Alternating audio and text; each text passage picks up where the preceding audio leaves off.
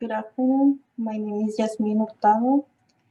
Today I'm presenting you a systematic review on photocatalysis against COVID-19 virus. As we know, the state of Texas since March 2020 has been on red alert due to the rapid spread of the known COVID-19 disease, which later was declared as a pandemic. This was very critical part for the state and for all of us who have been impacted by COVID either economically or by infected. As we know, the COVID-19 virus can be transmitted through nose fluids and saliva, and it's very critical for those people, for elderly and those who have chronic diseases like diabetes, blood pressure, and more. The COVID-19 virus can be transmitted also through air when somebody sneezes or coughs, and through water. It can be someone with the virus, somebody that is infected, drinks from the same cup as you, and can be transmitted through water. So you might be having the question right now that what is photocatalysis?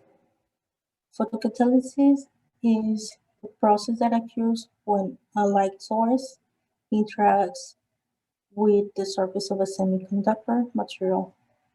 As you can appreciate here in the poster, here's a picture of how the light, in this case UV light, has contact with the semiconductor, and the oxidation agent, in this case the oxidation agent is titanium oxide. These two separate the water from the oxygen to have a product of the organic pollutants with the carbon oxide and water. This method is currently used around the world for water disinfection, water treatment.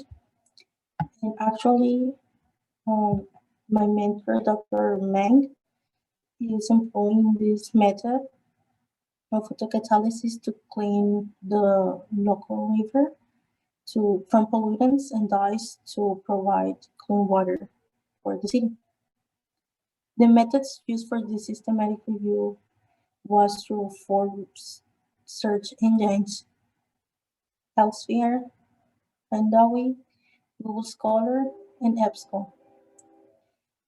This search returned 8 articles, non-duplicated, and after being reviewed,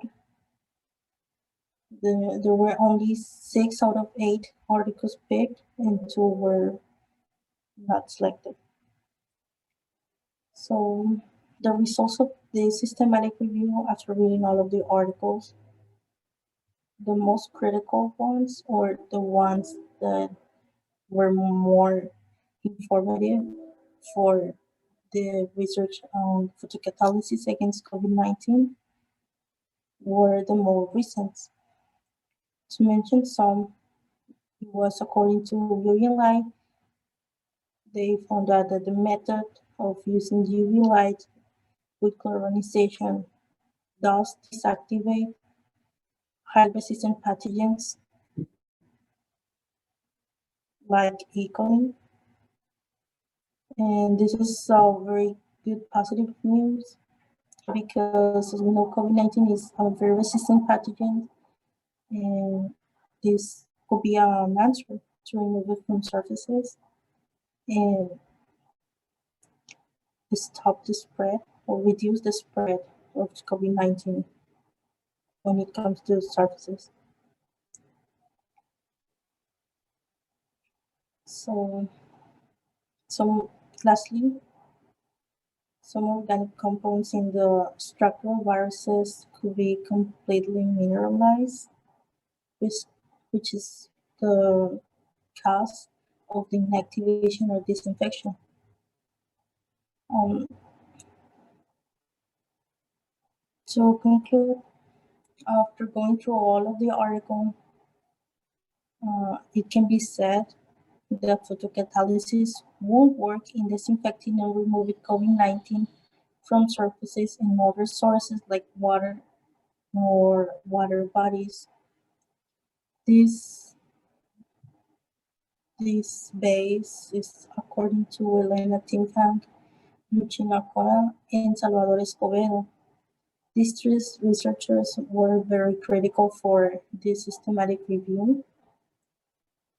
And some of the limitations and complications we have with this project is that we are in a community college. This means we don't have the required equipment, labs, or buildings for isolation and all that involves to do an actual experiment.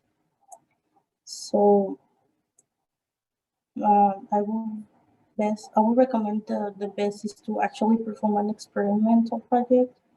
It could be done by a university or laboratory to prove whether COVID-19 virus can be removed from surfaces with photocatalysis. Finally, this paper, as mentioned before, is made on data gathered from the articles that were used for this research. And here's my acknowledgements and references where you can find all of the articles mentioned in this poster. Thank you for your attention.